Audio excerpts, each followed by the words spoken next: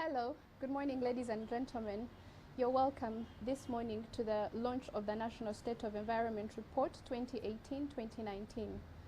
This particular report was written under the theme Managing the Environment for Climate Resilient Livelihoods and Sustainable Development. Now it was written in 3 sections.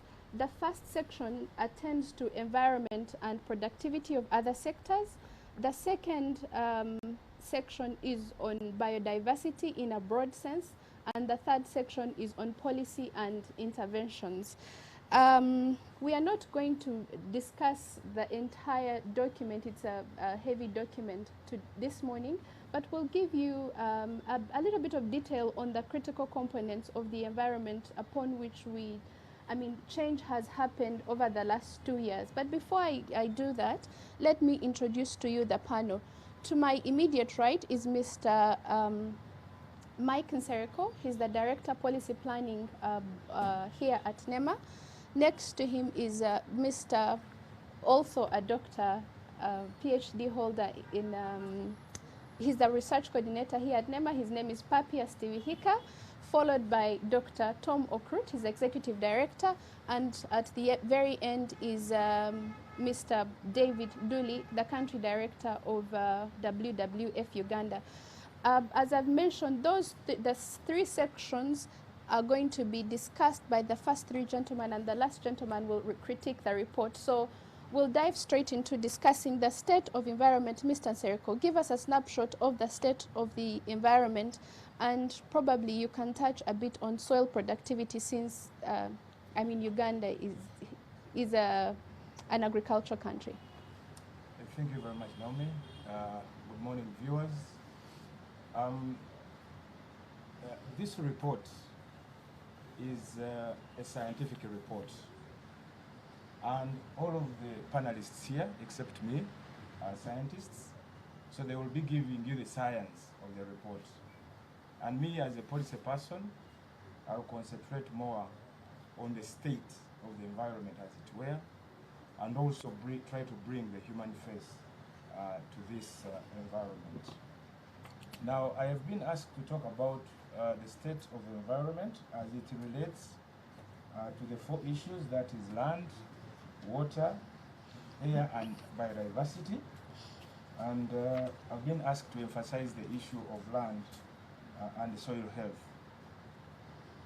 Now, this report has done thorough analysis on the status of soil health in Uganda. And unfortunately, the findings show that there is a decline in soil health, which is greatly affecting soil productivity in most areas. The report shows that soil organic matter is low to medium, and in most places is declining at an alarming rate. The report notes that there is a lot of land degradation. Oh, sorry. Okay, so I'll hold the microphone closer to me. So I was saying that the report and its analysis has concluded that there is a declining state of soil health in Uganda. And this has resulted into low productivity of land and soil. And we note that this has been due to a declining status of soil nutrients, and also increased soil erosion, as well as poor land management practices. This situation is exacerbated by population explosion, and therefore leading to poor land management practices. And this has greatly impacted on production, which is proving to be a threat to food security. Now, on top of the problem of productivity of land, we note that agricultural production has also been affected by the problem of poor inputs, particularly on the aspect of seed and as well as fertilizer. So the report therefore proposes interventions that should be adopted and implemented to address the issue of soil productivity. Okay. Thank you very much. We can leave that at that and go to Papias. He says that productivity of soil is declining, but it's common that we say Uganda's soil is fertile. We sing about it in the national anthem, that Uganda's soil is fertile. Is there a need to think about fertility management? And Uganda being an agro-based economy, I think soils, we need to know the status of soils and the projection in the next 10 years. What does it look like? Yeah, thank you. Thank you, Madam Naume. I think, Hold as it. you say, indeed Uganda is an agro-economy country, where our economy is basically is based on agriculture. You can say the agriculture soils are fertile or not. Both answers are correct. Why should I say the agriculture soils are fertile? Largely Ugandans are not using inorganic fertilizers, and they still see outputs. But if I say the soils are not fertile, I say also it is true because we keep on seeing a gradual decline in productivity, and this is attributed to the degraded soils we have in the country. So in principle, we need to have initiatives, we need to have interventions in order to manage sustainably our agriculture soils so that we can increase the productivity congruent with the high population rate we have currently in Uganda. If management interventions are not taken into consideration, we shall have a situation where hunger, poverty are going to be the talk of the day, considering the pressures we have on our soils in Uganda. Thank you very much.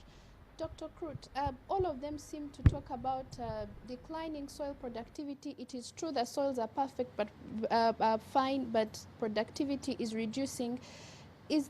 What does the policy say? Are there strategic intervention planned or in place? Thank you. Thank you, Name. I think first it's instructive to identify the declining parameters of soil, what has made soil of Uganda low. One is that the carbon content of the soil has declined over time through leaching. Now, soil, you require bacteria to do anything in the soil, and bacteria require carbon. Once there is low carbon, then you have low fertility. And these are one of the things that the rest are nutrients that come and get lost in the process.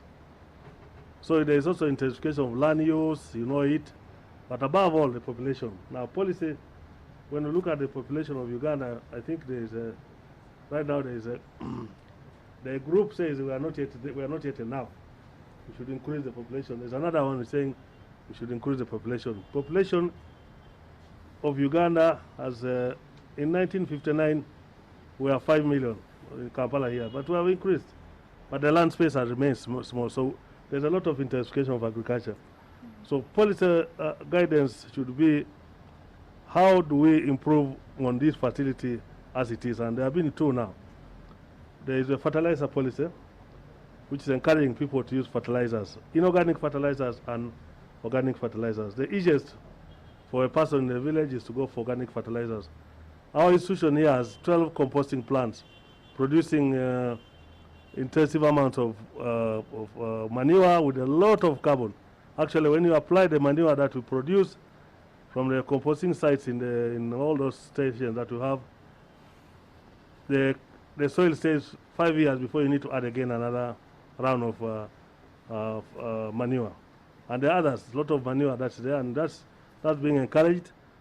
And we also, I think there's a policy discussion to remove that attitude that you had before, that the general thing that the Uganda soil is fertile. it is no longer fertile to the way it was and the way we need it. So intensive use of fertilizers and availing fertilizers in the country is also what the government is trying to do, and I'm sure you looked at the factory in Tororo, which has been established to produce fertilizers for Uganda. I hope that will solve the problem of availability of cheap fertilizers.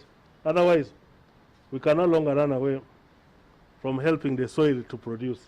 There is no option. If we do that, then as this guy was saying, that every year we produce maize, we produce 5 tons, 4 tons, 3 tons per unit area, and then you keep going down. Then you're still producing, but the productivity is diving down. So the soil fertility must be helped. There is no doubt about that. And I think that's the general trend of government, that everybody must improve. And individuals now, individual farmers, have known that it's essential to fertilize your soil and have invested, and the results are there. Well, before you leave, that question, how is an ordinary Ugandan, an ordinary farmer, how will they benefit from the two policies that you have mentioned, or how can they quickly access these inputs? Well, we're saying, I think there have been a lot of things. Making manure is something we took for granted, but again, through now the extension of agriculture, they're teaching people how to make manure in your home, using the garbage that comes from your home, from your kitchen every day. For those who have the cattle, whatever, they're also making it. But I was just saying that for large-scale farming, because right now if you go to Masindi, you go to Mbarara composting sites, there are contracts signed with the municipality to supply these to the big farmers that are there. So it's available, but composting, the domestic composting is already something that is being promoted, not only by the Minister of Agriculture, but even by the Minister of Local Government, to help you for small-scale farming. But otherwise, I think farmers, if you want to produce, you must invest. No option. Thank you very much. Mr. Duli, do you agree with what these gentlemen have submitted on soil and land productivity? Thank you, Naima. I think it's true in many senses that our soil fertility in the country is on the has been on decline for many years, and the productivity is also on the decline for many years. And the factors and the root causes and the drivers to this decline are very clearly articulated in the report. And this is also matched with the population explosion that we have. The youth population, 75% of our youth, and we are seeing an explosion coming in the next 50 years up to about 100 million Ugandans, and relying on this particular land cover that we have, and the land holdings are going to reduce to less than half an acre per family, of an average of more than 6. This has been studied. The situation that we have now in the refugee camps is a reflection of what we are going to have in the next 40 years across the country. So there's no way you can say the soils will continue to support this economic development, support these livelihoods, when we are not replenishing the soils. So the culture of not replenishing the soils must change. I agree with that. We need to go into the inorganic fertilizers application, and the right application, the right amounts to be used. We need to take advantage of our organic fertilizers that we have in the homes, and also teach our people on how to do that and process it and use it. We need to look at the agricultural production systems in the country. Not everybody is going to be a maize farmer. Not everybody is going to be a rice farmer. We have to structure our agroecological zones to focus on specific things and produce what is enough for the entire population. The specialization should come in here, and using of the right technology, the right farming systems, and the right use of agrochemicals, not just having this situation that we have. I think we also need to engage the youth. You know, the recommendations that are coming out from this report are very good in terms of the softwares, the policies and what. But how do we translate that into action? And who are the ones going to be engaged? So we need to translate this information from the State of the Environment report to digestible and implementable actions that the society can get engaged with. For example, the youth, the women who are somewhat affected by the problem of soil fertility. So what really standing out for me here is that there's there's a real recognition that we have a problem. And we are having to do with a finite resource, but a resource that can be renewable. That is an opportunity. The question of erosion, you can imagine, when you look at our water bodies during the rainy seasons, they are all brown. That is not the case that used to be 20, 30 years ago. So where are these soils going? They're going somewhere else, and we're losing them. So we really need to put them back. We have situations where marginal lands are now completely abandoned, and people are moving away. This land is no longer productive. Let me move to the next village. And they go and cause conflicts there because land wrangles begin to appear. And this is happening across the country. It is just a reflection of the impact of the deteriorating soil fertility in this country that can no longer stand and provide the necessary assets to sustain our agricultural productivity. Thank you very much. The next set of questions is going to be about environment and development. And in 2017, UBOS, Uganda National Bureau of Statistics, produced, did a household survey and produced a map indicating wealth distribution across different regions and also the incidences of poverty. And some regions were seen to be better off than others. So, Mr. Nsereko, I'll start with you and I'll ask you in summary, what do you make of this map and what do you think is the extent to which environment contributes to national well-being? In summary, I emphasize. Thank you very much, Naomi. I think there is no doubt that Uganda as a country and much of Africa really depends on environment and natural resources. And therefore, much of our GDP actually is contributed to by these natural resources. If you're talking about tourism, if you're talking about fishery resources, agriculture, and so on. So I will not dwell much on economic development because that is a settled question. What I'm going to dwell on, moderator, is the aspect of well-being of a Ugandan. And the well-being of a Ugandan is measured by two variables. The first variable is the material living condition. I mean, if you have a house, you have a car, and in that house you have a TV, you have a fridge, you have a good bed, and so on and so forth. And the other variable is the quality of life. Now, this report has made an in-depth analysis of the aspect of well-being based on those two variables, and it makes very interesting findings, and I would like to share this with the NTV viewers. The report finds that Kampala region has good material living conditions, but poor quality of life. In other words, you may be living in Kampala and you have a house, but that house is located in a slum. And as it is raining now, all your household property is immersed in water. So whereas you may have that house does not give you the quality of life that you deserve. Very interesting finding. It finds that Ankole and Buganda have both good material living conditions and good quality of life.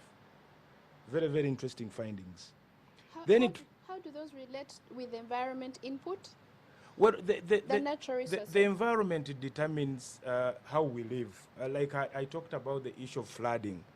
This is environment talking. You're living in a flooded area, you will not enjoy the environment that you are living in, even when you possess material living conditions. So Chigezi, Toro, Bunyoro, Elgon, Busoga, the report finds that they have poor material living conditions, but incidentally, they have a good quality of life. That is contradictory, but that is what the report finds. You find somebody living in a village, not earning much, but somebody is contented with life. Then lastly, Teso, Acholi, Karamoja, West Nile, Lango had both poor material living conditions and poor quality of life. So overall, the analysis tells us that 53.3% of the people had fair access to material living conditions and a good quality of life, while the rest, that is 46.7%, had limited access to material living conditions and had a poor quality of life. So I would interest the viewers of NTV to really read this report and find out what explains these varying conditions in terms of well-being. Well, cleaner air, organic food perhaps contribute to better quality of life. Mr. Tibihika, do you have some statistics at hand on what soil has contributed to development, soils and land, extent to which they have contributed to national development? Oh, thank you, moderator. I may not have right now the statistical values for the contributions of soils countrywide, because I hope everything is expressed here in the book, and the report is going to be conceptualized by the viewers, and the country at large will get to have insights on how these statistics are. But as I said before, Uganda is anchored on agriculture. And as we talk now, different agroecological zones of Uganda, as our colleague was trying to put it, we have varying agricultural and agronomic activities, which can explain actually the various statistical contributions of soils in Uganda. For instance, if you go to Western Uganda, the Elgon and the Central, these are mainly involved in agriculture activities, crop farming, and with some livestock rearing. So these explain, the agroecological zones of Uganda partly explain the statistical contributions of the soils we have in the country. Thank you. Dr. Krut, we're still on the subject of environment and development. Do you think environment can be reconciled with conservation? Speak to this subject in relation to the increasing demand for development from sensitive ecosystems like wetlands, like forests. Thank you, moderator. We live in this space called the Earth, and here, for us in the Earth location, we find ourselves in Uganda. And I think throughout the Earth, as my colleagues have alluded, we have responded to the biblical calls that are found in Genesis chapter 26 to 28. Fill the earth, conquer, and take charge. We have taken that fully. But now, to achieve what Mike was saying, for the well-being of the human being, that's what we've done. In all attempts, we try to improve our well-being.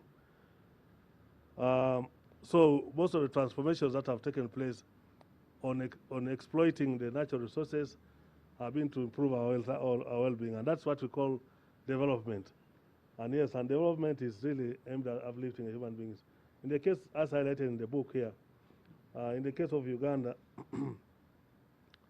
development agenda, and actually globally, the development agenda was all based on conquest. And you see globally, the forests all over were cut to build the ships.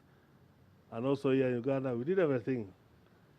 But later on, we have realized that that kind of development, pursuing that kind of development, may not take us the next century. And that's why, of course, you are aware in the 1980s, and now the aspect of sustainable development is now the core discussion. And in the book here, the emphasis of now talking about conservation versus environment development speaks in the concept of sustainable development, because you need both. The population is going to increase, and we have to depend on that space. But now, of course, two things need to come in. We have to apply science.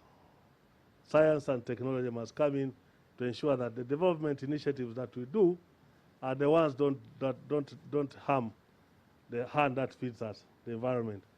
So the development challenges, the development approaches that we design must be informed by technology. Now, I think I will also bring here in the context of Uganda, in the book here, there have been development initiatives by government.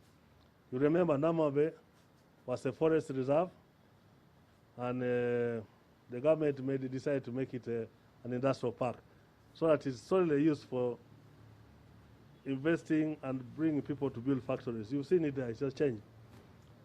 You've also seen, also you in Serena Kigo down there used to be a big wetland, now it's a golf club on the left. Or in the concept of the environment, we say it's a greenery. We've also seen the Entebbe Expressway built. When it was being built, initially there was a lot of position, but now you see it's there. So many. You've seen, if you go to the sugar industries, we put industries there, Kenyara Sugar, the breweries, all over. We put in industries for development, for doing the well-being, to drive the well-being of the human being. But we have applied technological principles to ensure that the processes that take place there do occur with minimal impact to the environment that sustains us. Serena Kigo, which used to be also a place for birds, now if you go there at 6:30, from 5 o'clock to 7 o'clock in the morning, you see all the birds. You don't need to go again looking for birds in Lutembe. You watch them, they come to eat. So in fact, the number of even birds which are not identified now can be identified as a result of that changing of the land use from wetland to that. We have seen Namave. Namave, if you go there in the evening, lot of employment and whatever. But what has been the impact? Because that's what we are careful. You now see by establishing what has been the impact. We've applied technology, we've applied the laws, and I must assure that the country that our industrial, the compliance of the industry to the laws of Uganda is number one. It's not our problem because all those industries have complied. Because one, the Kinyaras, the Scouts, the Kakilas, the Nile breweries, all those ones have known that discharging waste is discharging money. They have invested in their money to recover all that was waste, make it money. And the story in Kinyara is even amazing actually. They've even gone now they've done so many things that they said, okay, Nema, thank you, because we gave them a note. All those people driving the government, we gave them an agenda, time that do this, but within this time frame. So yes, development and environment can sustain together. Technological principles must be applied, and scientific principles must be applied, and of course the law that applies, that enhances the compliance for those industries must be there. And I think in that way, we shall manage. Because again, as Uganda, you cannot go and build your industry in air, or you can't take it to Kenya. Or if you don't want anything here, well, let's take all them, then we become importers. But we have now knowledge. We have gathered enough knowledge and enough science that we can, within that environment that we have, we can survive, we can provide for our development sustainably, and that sustainable can drive our economy and drive our environment together. In fact, some aspects of environment are even improving because of investment here. Some of the areas where there were a lot of fish had disappeared, now we see fish coming back. Several things in the water. If you see some of those water bodies, it's amusing. It's amazing, really, to see that development now can exist in the environment together. And that's why I said earlier that the decision to have the flexibility for a minister to introduce special conservation area has been the winning decision, because right now we can now apply that everywhere we see that there's a problem, we can apply that law to achieve both. But I want to assure that we can live in this space called Uganda, develop our needs, but also sustain the environment the way it should be. Thank you very much. I think for now we have clarity that the middle ground between development and environment is technology and compliance to the law. And then on this question finally, Mr. Duli, biodiversity. You have been in conservation for quite a period of time now. Do you see an increase or decrease in biodiversity? And wherever there's a variance, is there increased improvement? Is there improvement in well-being or not? Or improvement in environment? Wherever there is activity, do you see increased livelihood or increased biodiversity development? Thank you. This is a very good question. First of all, I want to approach it from this side. Biodiversity is one of the important assets that we have for development. And way back in 2002, there was a study done by Moyene and others which stated that, gave a value to biodiversity contribution to this country. It was in the tune of about $58 billion per year. That is great. But also, when we talk about development, we need to think about what type of development are we talking about and where is that development taking place. I want to argue this like this. In terms of biodiversity conservation, we have protected areas, the national parks, the forest reserves, and these put together constitute just 18.8% of the total land area. And then the rest of the biodiversity that we have, which we have very good literature about, in terms of how many bird species, 50% of the African bird species are represented here, over 380 mammalian species are here, and so on and so on. Endangered species and threatened species are represented in this country. So it's like, you know, everything is here in Uganda. But it's everywhere also. It's not only restricted in the national parks, which constitute, and forest reserves, which constitute only 18.8% of the land cover. The report is very clear about this. So the rest of it is outside protected areas. And that's where the majority of biodiversity is. So when you look at development in rural areas for sustaining livelihood, some of those may not absolutely be compliant to coexistence of development with biodiversity. We have seen the loss of forest cover. Up to about half of it is lost. We now have about 12% from 24% 30 years ago. But 80% of that is what? On public land and private land. So that means that biodiversity in those areas are seriously affected. And this is, the loss of forest reserve is in the names of development as well. Wetlands alike. We have lost from 15% to 8%, and that is also affecting the aquatic biodiversity. Just hold it there. Dr. Krut says that you either choose to put your industries in Kenya because you cannot build them in space or elsewhere, or you have them here as long as you comply with the law and you apply technology. But you're saying that there's a conflict and animals are likely to suffer and biodiversity is likely to suffer, and that of course does affect our GDP. So what is the bottom line? So the bottom line I was elaborating on the socio-economic development in the rural setting and how it is managed there and how there's non-compliance with the standards of set up by NEMA. You are not having very good environmental social impact assessment, and you are not having enforcement of those in those areas. So all that is negatively affecting on biodiversity. But when you have industrial development that Dr. Kurut just mentioned about here, where we have coexistence of a recreation facility with the species, with the wetlands and the species there, and people are finding it more appreciative to go and visit such sites. I think that's a positive side of it. Positive side of bringing compliance and implementing it and enforcing it and having an eye on it, and then the difficulties of having that across the country in all other form of socio-economic development that is taking place up country.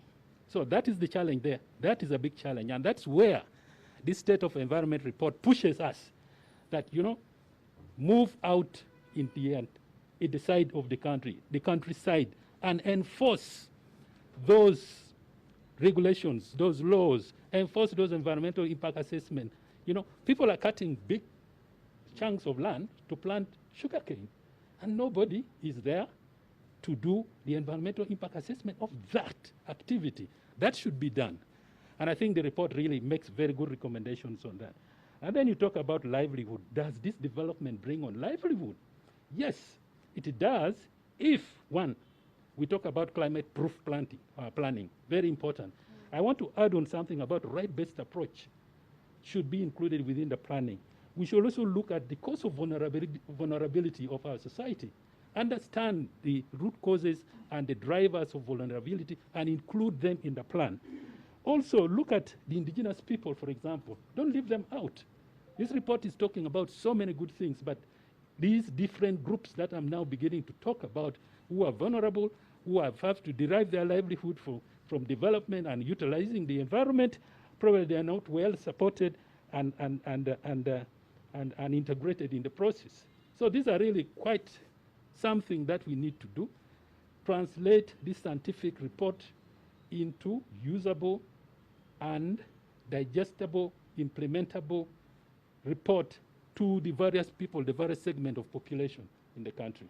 Thank you very much. So to our dear investors out there, we are saying take the industries to the industrial parks in the districts outside Kampala.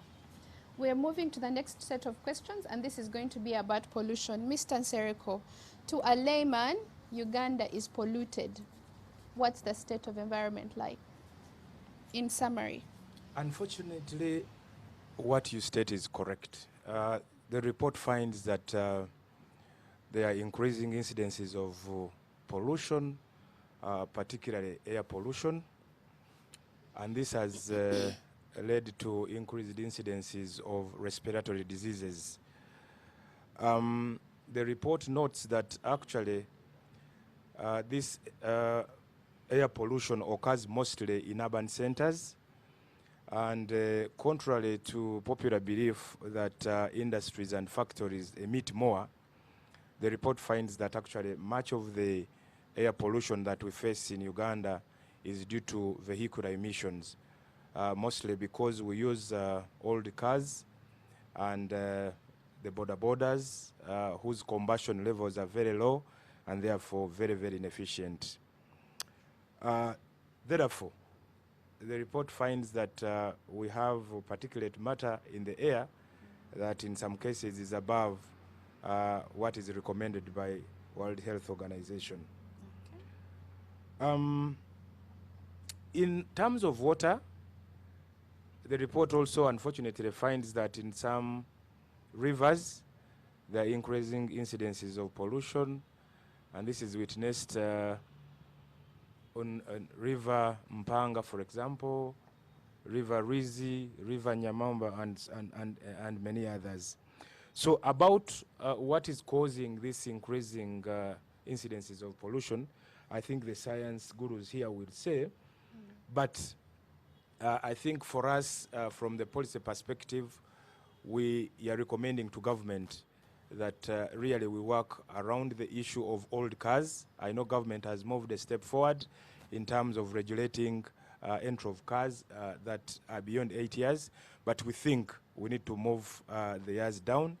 We are recommending annual inspection of vehicles so that those that are not fit to be on the road give way.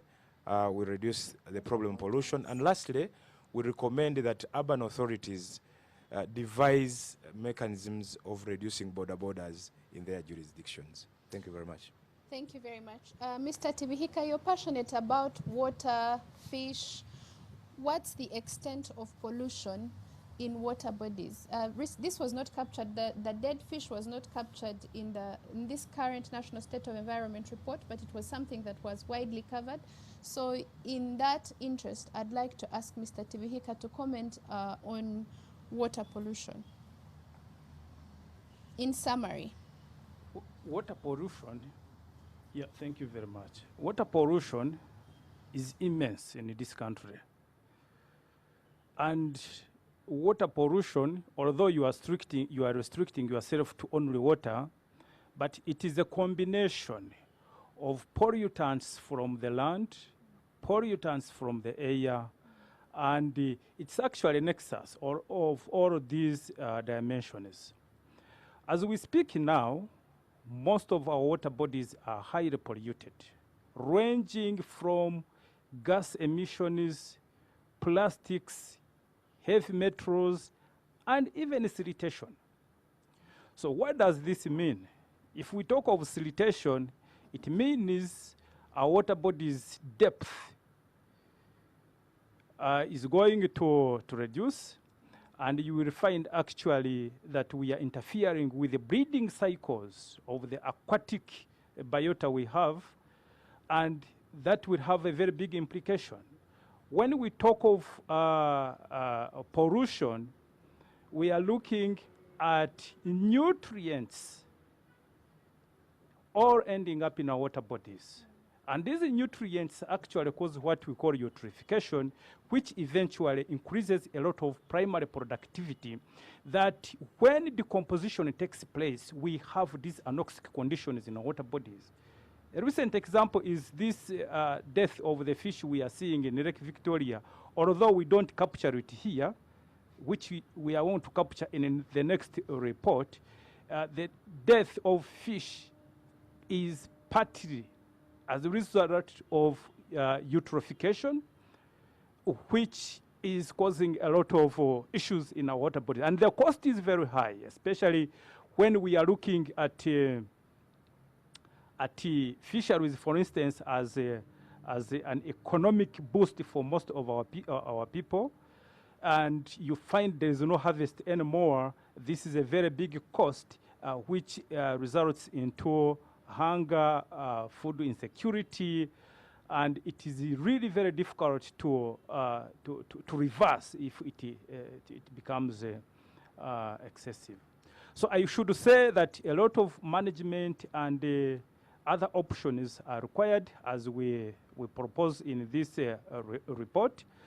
I hope ED will have to make interventions to make sure that this report is fully disseminated so that everyone in the country gets to read it.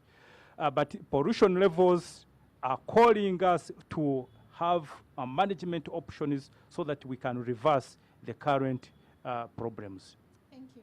Dr. Krut, the previous speakers seem to confirm that indeed there's pollution. There's air pollution, water pollution, and indeed land pollution. Do you agree? The law in place, policy, are they sufficient to curb pollution? Thank you very much. Yes. A little bit,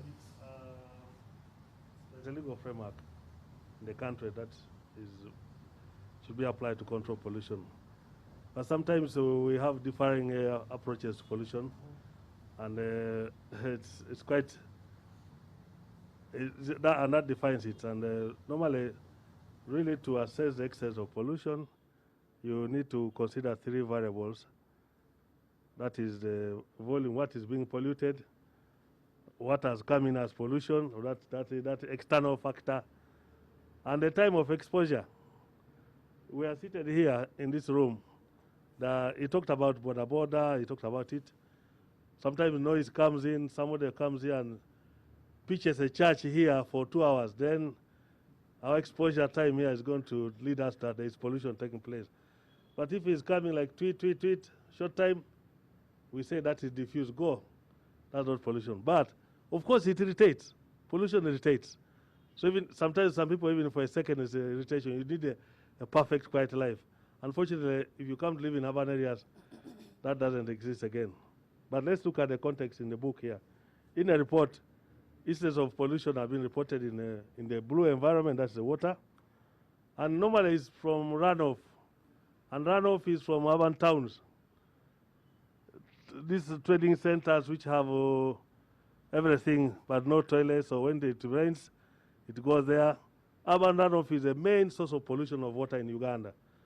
And so that's why they fixed, in a report, it comes back to say planning of cities, planning of urban centers, planning of how to manage waste in urban centers must be put as emphasis to prevent water pollution. Because if you don't do that, definitely water will go from up, down, then it goes there. Water pollution also comes from industry, but we have told you that most of our industrial releases now comply to the law. Very occasionally we get one or two and we fine, but really most of them comply. So urban runoff and that one. But the largest in Uganda here, the largest source of pollution is the atmospheric transfer. 2-3 weeks ago, about 1 month ago, we had a hazy environment around. The temperatures dropped and it was cool, and people were wondering what is it. That was the Hamatan winds which were being blown from the the Sahara Desert coming this way, but the winds coming from Europe. Remember around that time, some of the planes could not land in some of those countries because of sandstorm dust. So some of that was blown here. When it comes, It comes as particulate matter, and our water bodies are large. Lake Victoria is large, Lake Yoga is large, Albert is large, and when that particulate matter comes, it goes into the water. The particles contain pollution. It has carried and transferred from Europe up to here. So you have atmospheric transfer of pollution from Europe using air, and it's dumped in our water bodies. Now that is the main driver. In the earlier studies, it was known that that was the main driver of pollution in Lake Victoria, other than what is coming from our, because you really could not contain how did this pollution come from a small village like Lukaya. But when you go there, you will see that yes, if the pollution will take place even in the middle of the lake, then you confirm that this was atmospheric transfer. And this is part of the cooperation requirements, that we have to cooperate with the countries under the multilateral environmental agreements to try to force them to do something there, not transfer, not their pollution to come here. There's very little we can do that, but we have been able to now go to put, I think we're going to put measuring stations to identify those specific pollutants that we know that can be traced back to country X. And of course, the other is that when that, how did that clear? The dust clear, it rained. It rained heavily, and all that was in the air went down to the water or to the soil. So we might have impact later on because of that this year. Now the air pollution has been known. I think, remember, during the lockdown, we are measuring here the lockdown, Kampala was very clean. All parameters were to dot. The particulate matter, the nitrogen, everything, because we didn't have the drivers. We didn't have Bajaj, no boda, no taxis, very few people in town, no emissions, clean air. So it has already told us where is the source, if we want to manage, what's the source? And we were correct a few years ago to advise government to remove all the vehicles from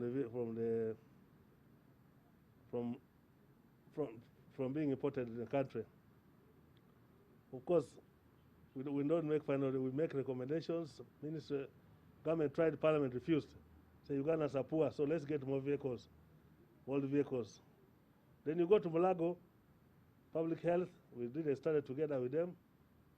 These associated diseases of all from Bajaj are there, you get them there. So we have to make a decision whether you want to continue having those people there or improve on our public transport. But in general, we have, for the air quality, for the first time, we are reporting it here because now we can measure it, we can quantify it, and that's very good, we can quantify it. For the other parameters, our department, our sister department, like Ministry of Water and Environment, is measuring the water level, the quality in the water, and agriculture are doing a little bit on the blue environment. But I just want to mention that having trees in land is a very good advantage, because it's also, it intercepts some of this pollution. And we believe that if all other measures are put in place, we can reduce this air pollution. And even if you go to Lake Victoria, despite all this, around the lake shores, here, then you get, when you go inside there, you get total mixing, so you get relief. But smaller lakes like Lake George, which is small, then you see that the entire lake, there's no difference, so we must do some attention there. So I think that in the report here, specific recommendations are made, but again, the special conservation area that I talked about, which the minister now has powers, is going to be applied. If we want to prevent pollution and reduce urban runoff, we must protect the shorelines of the rivers and the lakes by creating special buffer zones and get away people from there. And those buffer zones can hold some of this pollution before it enters into the water. Thank you.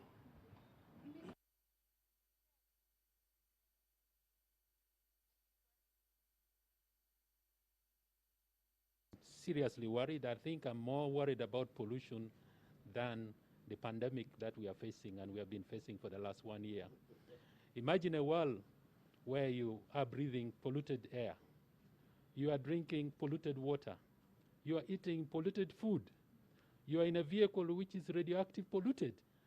So how do you survive in that kind of environment? There's no way out. So I'm seriously worried.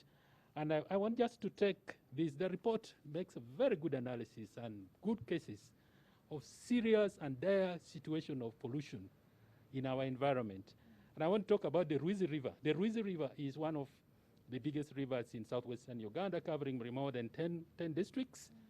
But this river is being threatened with extinction. Have you ever heard of a natural body being threatened with extinction? We talk about species, we talk about plants and so on, but the river is being threatened with extinction. In the next 30 years, if nothing is done, the river will not be able to supply the water. The water prediction that is required for the river to do is going to double after about 60 million something per minute, which it can't provide.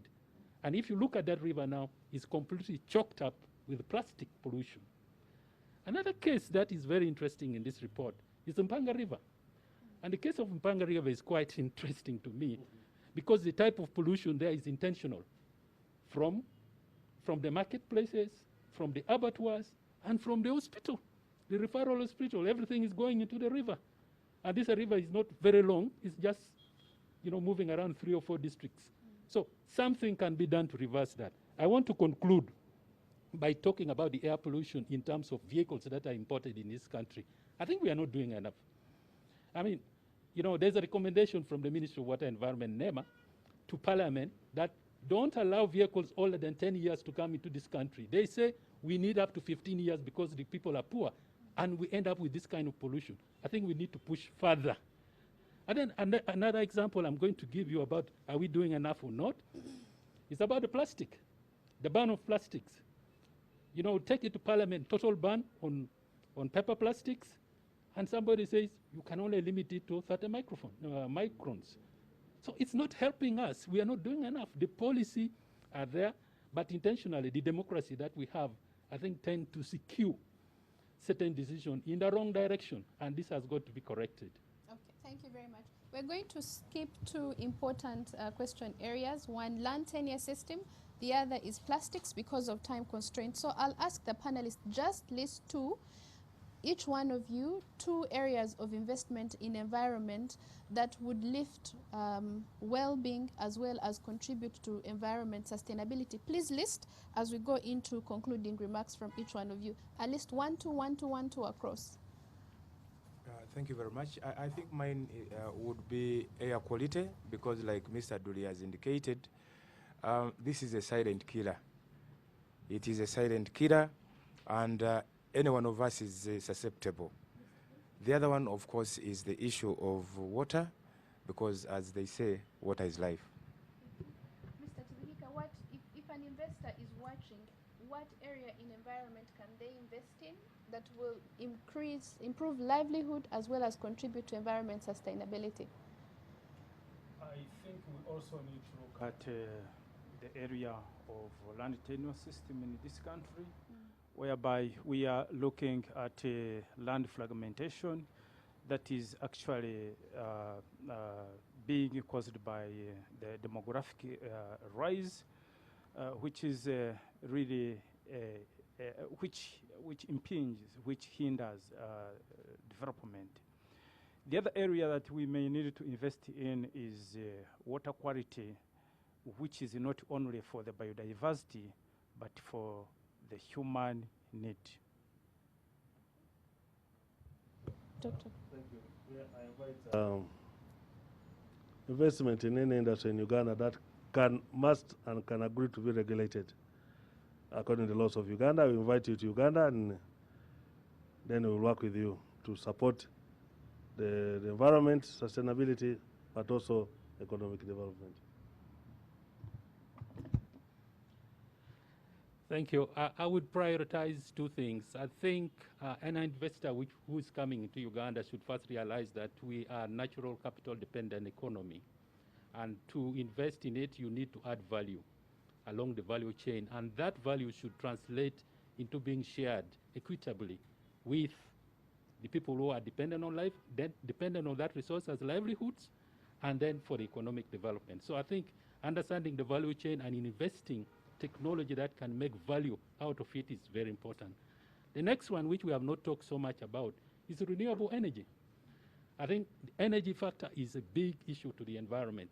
So investment in renewable energy is quite open in this country, and the incentivizing this energy thing can help take our country towards a carbon neutral situation that would address climate issue. Thank you. Thank you very much.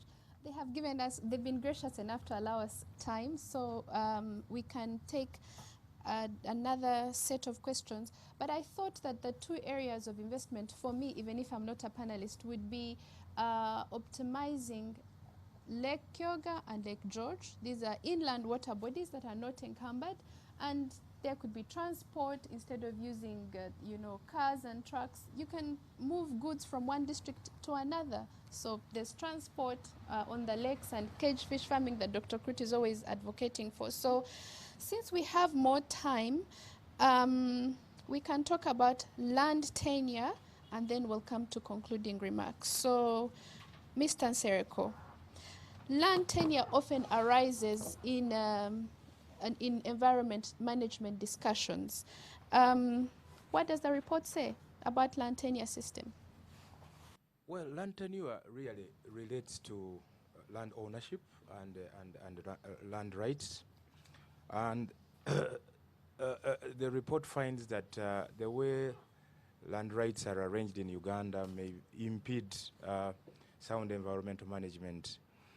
The idea here is you find somebody who holds, for example, a title of a wetland, and the constitution and the attendant laws of Uganda say that that property, whether you own it or not, must be used taking into account the wider interests of the country. But some people argue that this is my land, this is my title, and I mean, you cannot tell me what to do. And as much as we have tried to sensitize and educate and engage, people still remain adamant. So the report finds that in certain areas, the issue of land tenure really is a big problem. On the other hand, the issue of productivity and production of land also rotates around land tenure. You note that in some parts of the country, there is the issue of absentee landlords. So people are holding land, but there is nothing economic that is taking place there. And yet you find other areas where people are squeezed and production is curtailed. So you find we get threats to food security because of how land rights are arranged in this country.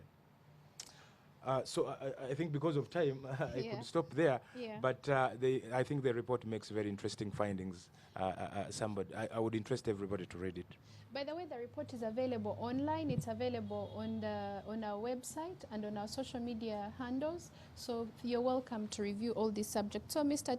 Tibihika, I'll come back to you. Speak to the issue of land tenure system in relation to the need to transition into commercial agriculture and increasing population. How those relate, and also in relation to environment management. These are issues that are really apparent in environment management but must be attended to. So our report, National State of Environment report, is very clear, and we have highlighted the various forms or the various types of land tenure system in Uganda, which include mile land, customary, freehold, leasehold, and these are mainly here in the country. As my colleague has put it, land tenure may also may impede actually development in a way that we have shooting population, and the shooting population is actually increasingly fragmenting our land systems, especially when we talk of the customary, this land that is inherited from traditionally in the country. So you will find that for commercial farming, for instance, it can be curtailed by this land fragmentation.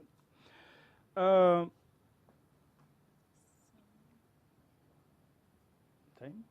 Yeah, but finish your point, please.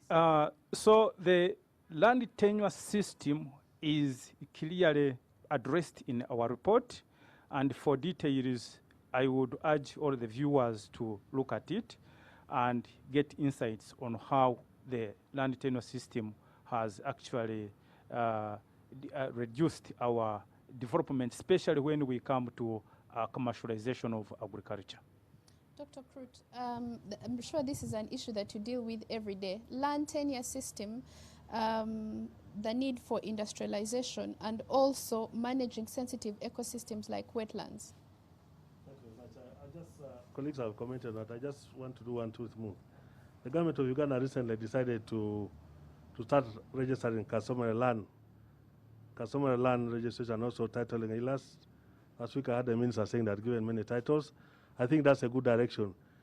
Apart, I think from the Nile, that side, the land is held under customary ownership, and because of that, doesn't lend itself to industrialization activities. And because the banks think that it's a high-risk land, you don't have a paper.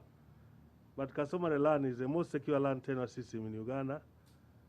Only it doesn't have the paper. So the move to have a chapter is also very good to increase security and maybe open up those areas also for industrialization. Actually, maybe reduce the squeeze, because where the titles are concentrated are here in Uganda, every land is titled.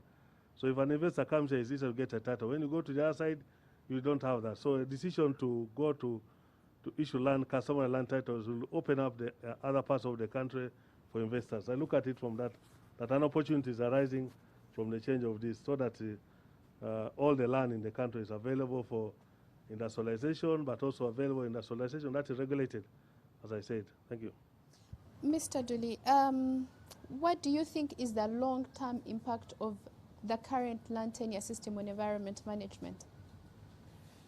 Yeah, I think in summary, I agree. The different land tenure systems we have both their advantages and shortcomings. And when I look at the Milo land system and the Bibanja owners, certainly these are people who don't have the real stake on ownership and rights of use. So they would do anything possible to not to care. I mean, it's not my land after all, so why don't I do this? Why don't I do this? Contrary to the environmental management standards that are required in land management, soil fertility improvement, and so on. So that's a challenge. And also, we talk about the customary, and it's good government is moving out to have it, titled and certificates. But if you don't have a certificate in this country, it's as good as you don't have land. So you don't have even rights. So this has got to be fast-tracked. And I think industrialization would really look at for how long can I have my industry here? You're talking in terms of 50 years and above. So is that something possible to have a lease for all that period of time if you're having a customary ownership, which a whole clan has got to make a decision on that? So that's really difficult also to comply with standards, because anytime things can change. So I think if we integrate our land tenure system within the specifics of what should be done in terms of planning for that tenure, in terms of land use, what can be done and what may not be done, and have it as part of the system of undertaking economic development in that area, I think there could be a good coexistence. It can go a long way to support conservation of biodiversity and environmental management outside protected area. Thank you very much. So the final remarks from each one of us. Dr. Krut will be last on this one. I'll start with you, Mr. Nsereko. What do you think ought to be known about the current state of environment report that we are launched today? In summary. Thank you very much, Naomi. First, please allow me to thank the team that put together this report. I will start with the Executive Director and the staff of NEMA and the entire Environmental Information Network and the institutions that constitute it. I would like, in a special way, to thank Mr. Julius Muizi, who is the Senior Geographical Information Systems Manager here, who coordinated the process on behalf of NEMA. I will interest the public to read this report, which you can find on the NEMA website, which is www.nema.go.ug. The report will give you all detail that you want. Now, my concluding remark, of course, is that I think if the public were to note that environment management is a shared responsibility, this will really make a difference. Wherever you are, don't litter, don't do something that is detrimental to the environment. The consequences will be on you as well as on the entire country. So please, wherever you are, ensure that you are an environmental manager, because that is the responsibility that is enshrined on us by the Constitution. Thank you very much. Mr. Tibihika, what do you think needs to be known about the State of Environment report or environment itself? Thank you. I think we've been doing sensitization for a long time. We've been working with the public, but what I think can also help improve on environmental sustainability is continuously sensitizing, creating awareness to the public about the environmental sustainability, greening the country, greening this global village we are living in. At the moment as we speak, if you went outside there and you told people about the dangers of plastic pollution, no one perhaps will understand you. And this is partly because our people are not highly sensitized. So we need to really put a lot of efforts, and we bring the country to understanding about the environmental sustainability and avoid the long-term impacts of pollution. Thank you. Mr. Dudi. Yes, thank you. I think, one, I also put my thanks to the entire team that developed the report. The report is very nice to read. It interfaces with you. Even if you just read once, you get the information you want. And I think some of the recommendations are low-hanging fruits that does not need to wait for us to change or improve regulations, but can just be done. Like the examples I gave for Panga River and Rizu River, something can be done. So this report should be a mouthpiece to influence financing and mobilizing to address some of these low-lying lying fruits. Secondly, 2 years is such a short time. And before you implement all the recommendations, you are writing another report. So how are we monitoring the past performance against the new performance? So this is something that needs to be thought about, and I think it's important as well. And I think the report should finally talk to the entire population, the different groups that we have that are impacted on by the environment, that depend on the environment. This report should be translated to talk to them as well. Thank you. Thank you very much. I'll give the last 3 minutes to Dr. Okrut. And Dr. Okrut, the question from me, the last one is, you have been at the helm of NEMA for the last 10 years. What are the lessons? What are the gains? What are the losses? What do you wish you knew at the time you joined? And what are you most proud of having achieved? Thank you, Naomi. First of all, before I answer that, I want to reiterate one of the things and a misnomer. Once you define environment, one of the components in environment is you and me. Don't define environment to mean wetlands, to mean water, to mean trees. Environment is you first, then the others are your partners. So keep that environment, and then you are safe. Now we have given a good question, and I think there has been a lot of movement, a lot of activities that have taken place since I joined in here. I can just quickly, since you've just asked, I can just quickly mention 2 things, maybe 3. One, we introduced, when I came in, from where I came, I thought there was something they call, if you go with a stick all the time, you will not get anything done. So we introduced what we call the compliance assistance strategy. The compliance assistance strategy is what we came with ideas, discussed with those who had a problem, and told them you can do this and quickly involve yourself. That worked, and that's the result of all those industries that I've mentioned have complied. We have introduced electronic system in our operations. If you want any investors who are in Uganda, we can give you a record. In 1 minute, we tell you who's on telecom, who's everywhere. We have that record. We have also partnered with many people. Partnerships is what is very important. Partnerships and outreach to different people. It's what we have done to achieve what we've gone through and what we have that has resulted in the environment that we have here in Uganda. So again, this today here is a partnership with Monitor, and I want to thank you again for partnering with us to give this information out to the Ugandans. Asante. Any last thing you want to say about the environment, state of environment? State of environment overall here, I said overall is better than it was the other year. Thank you very much for tuning in. Go ahead and visit our website. You'll find the report. Ask questions. We have people who are waiting for you online to answer your questions. Continue interacting with us. We'll be able to answer and respond to your questions. Thank you very much.